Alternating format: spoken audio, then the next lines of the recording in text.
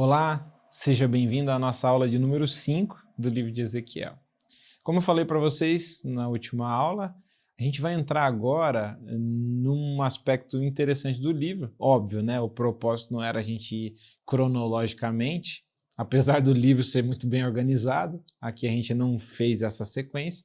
Eu queria falar um pouco sobre um detalhe da comunicação divina que pode ser facilmente exemplificado dentro do livro, na visão inicial, no capítulo 1.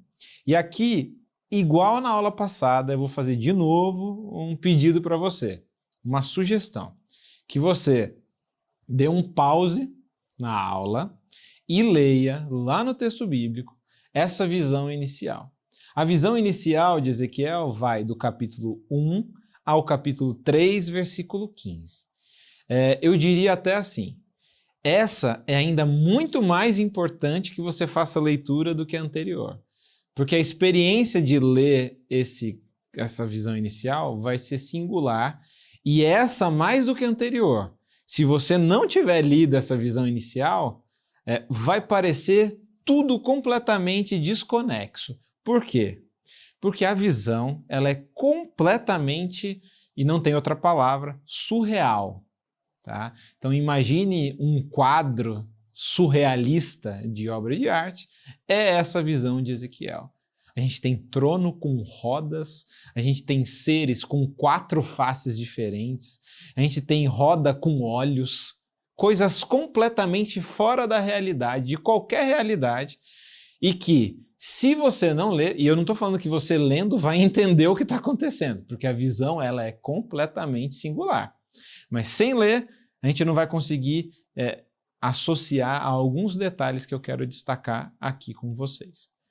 Tendo em vista isso, pare a aula, leia do 1 ao 3:15. E a gente vai continuar aqui. Essa visão inicial, como sugere o Robert Alter no livro A Arte da Narrativa Bíblica, ela é facilmente marcada por o que ele chama de fim de um segmento narrativo. Então, Ezequiel tem o fim desse segmento narrativo ali no fim do capítulo 3, quando aparece essa forma: levantar, mas ir a outro lugar, ou ele ser levado a outro lugar. É isso que acontece bem nessa transição do 3:15. O gênero do bloco dessa visão é um relato de visão, onde a gente tem dentro a descrição de teofania, da manifestação divina, mais um comissionamento. Isso vai se assemelhar a outros textos desse gênero, como por exemplo, Isaías 6, que a gente já estudou juntos, do chamado de Isaías também, onde tem uma visão de Deus, também num trono e também num templo, e, por exemplo, Zacarias no capítulo 1 e outros exemplos a gente poderia colocar aqui. O primeiro bloco dessa visão inicial, então se a gente pegasse essa visão inicial, de novo, do capítulo 1 ao 3:15, a gente poderia dividir em 2 blocos e vamos falar deles separadamente. Basicamente, a gente vai falar mais do primeiro bloco do que do segundo, mas é importante a gente saber essa divisão. O primeiro bloco, ele tem uma espécie de introdução que vai do versículo 1 ao 3, e depois do 3 ao 4 a gente tem o início da visão. O início da visão tem imagens paralelas com o final da visão do primeiro bloco, versículos 27 ao 28. Então vejam aqui alguns detalhes que eu coloquei para vocês. Então, a visão começa com um fenômeno de tempestade, aparece aí essa expressão vento tempestuoso, aparece nuvem. Depois, algo que é envolto em fogo e também essa expressão rodeada de esplendor. Esses 3 mesmos elementos vão aparecer lá no final desse primeiro bloco, nos versículos 27 e 28. Fala rodeado de esplendor, vejam, basicamente são as mesmas expressões hebraicas em todos os casos. Depois, envolta em fogo. E por último, um fenômeno de tempestade, onde aparece nuvem e chuva aqui. Ainda nesse primeiro bloco, a gente tem 3 seções marcadas pela palavra, que é uma palavra que vai aparecer o tempo inteiro, como a gente vai ver mais para frente, com a aparência, ou rodeada, né? Então aparece ali no 7, no 16 e no 22. Outro detalhe ainda mais técnico dos aspectos literários aqui do capítulo, desse primeiro bloco da visão, é a intercalação entre cenas de tempestade com cenas de trono. Então, olha lá, né? Começa uma tempestade, depois transita para o trono, depois volta para a tempestade, 13 e 14, trono, 15 e 21, continua trono e depois uma fusão de tempestade e trono juntos, que é claramente o que está acontecendo aqui em Ezequiel. É uma cena de trono e, ao mesmo tempo, de tempestade. Tá? Nas porções de teofania envolvendo o trono, a gente vê esse tema, ou motif, da mobilidade. Tá? Então, nos versículos 5 ao 12, a descrição das criaturas, né, o papel delas depois vai ser descrito como de apoiadores ou carregadores desse trono, vai culminar com o movimento sob o domínio do Espírito. Então, existem criaturas completamente singulares, como vocês leram, confio em vocês, vocês leram, que elas têm um papel de apoiar e conduzir esse trono, que ao mesmo tempo tem rodas, mas cujo ápice da descrição vai ser o Espírito, né? O Ruach, essa palavra em hebraico, guiando todos esses seres. Então o ápice é o Espírito que determina aonde esses seres vão levando esse trono com características singulares. Lembra? No meio de uma tempestade. Esses seres, diz o texto, e por enquanto, de novo, só lembrando, a gente só está esmiuçando, né, colocando os dados aqui, sem ainda entrar em explicação nenhuma, tá? A gente já vai lá.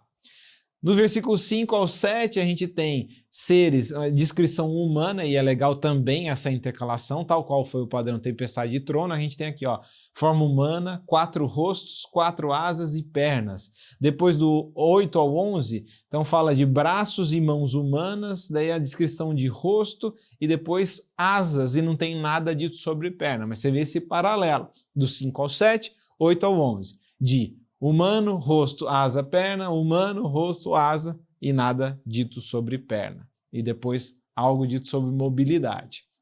Do 15 ao 21, vão ser descritas as rodas do trono. A gente vê se elas estão no chão e é dito também do chão, né? E essas rodas, como eu já falei, são guiadas por esses seres que são guiados pelo Espírito.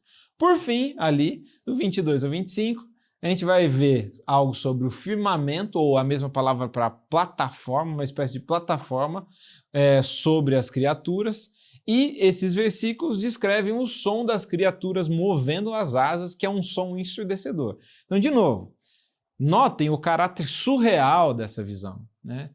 Elementos, seres completamente fantásticos e bizarros, né? Uma cena de trono com tempestade, com som ensurdecedor, com seres irreconhecíveis, né?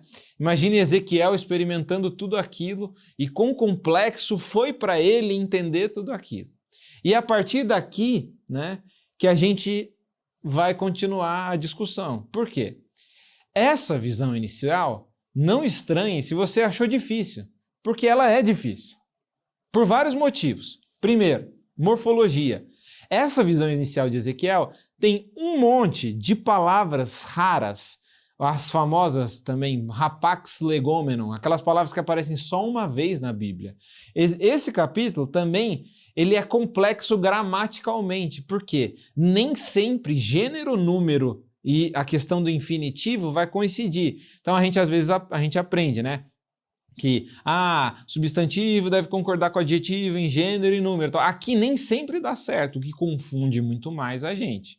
Depois, o estilo. Muita coisa se repete, né? A redundância recorrente, né? E as imagens.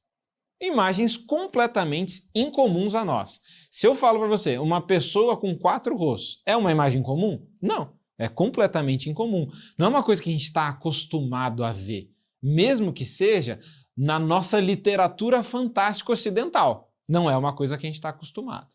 A solução para a maioria dos estudiosos é o quê? Isso daí está confuso porque foram inserções posteriores e por isso o texto ficou confuso e a gente tem que esmiuçar, tirando essa colcha de retalhos para entender os períodos e talvez a gente entenda a visão. Será? Outra possibilidade é que a visão tenha sido bizarra mesmo e que Ezequiel não tenha condições, não porque ele seja incapaz, mas pela grandiosidade da visão, de descrever o que ele vê.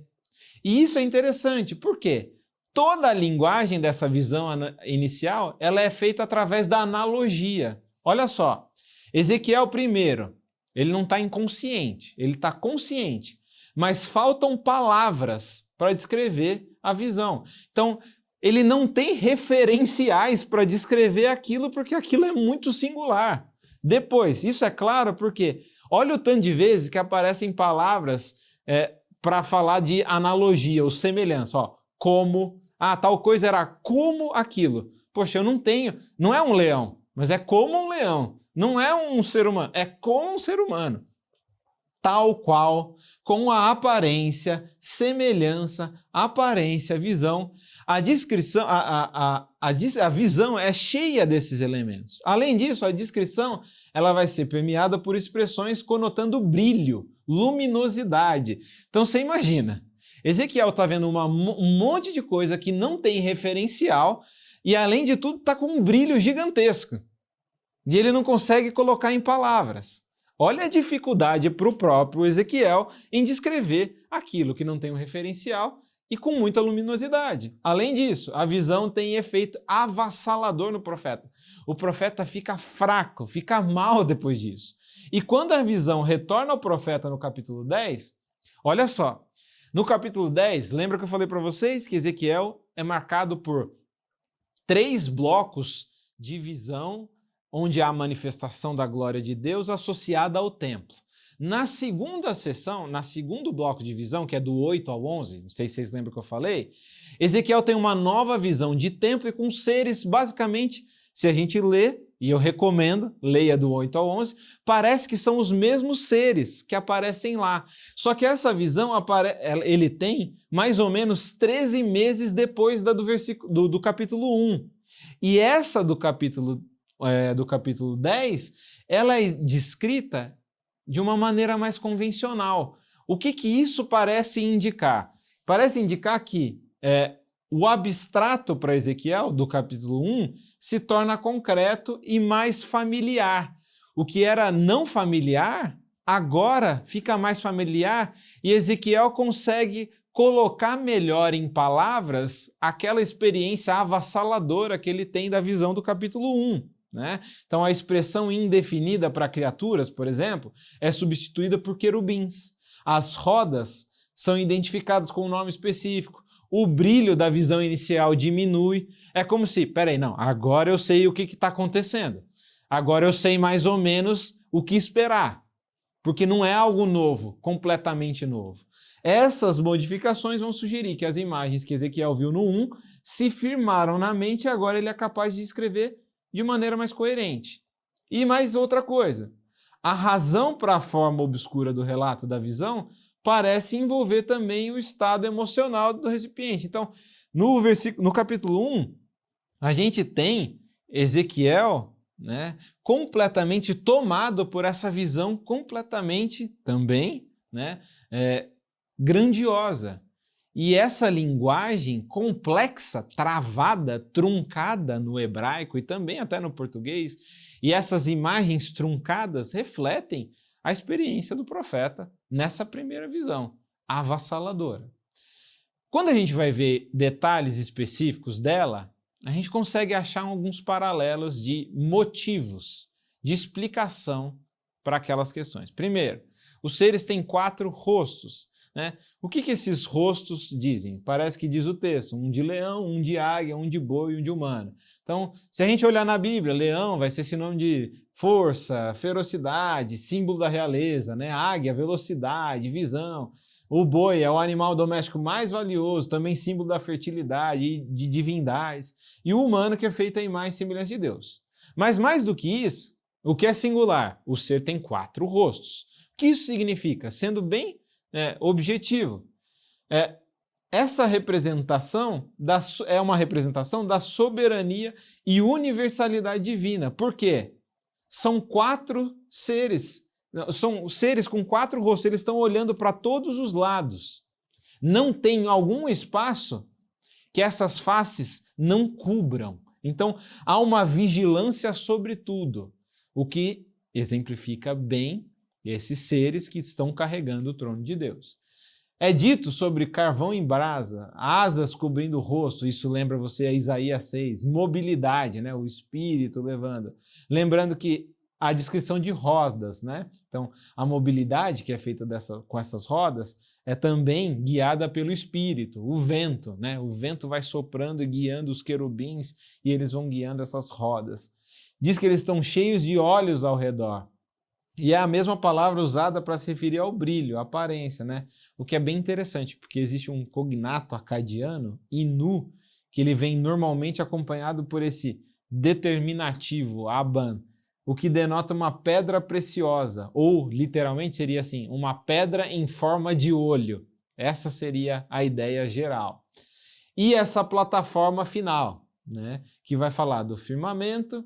E aqui a gente tem uns paralelos, depois vocês podem ler do raquia, né, esse céu, e a safira, que é uma pedra preciosa que vai aparecer lá em Êxodo. E, óbvio, tudo voltado para descrever essa glória de Deus.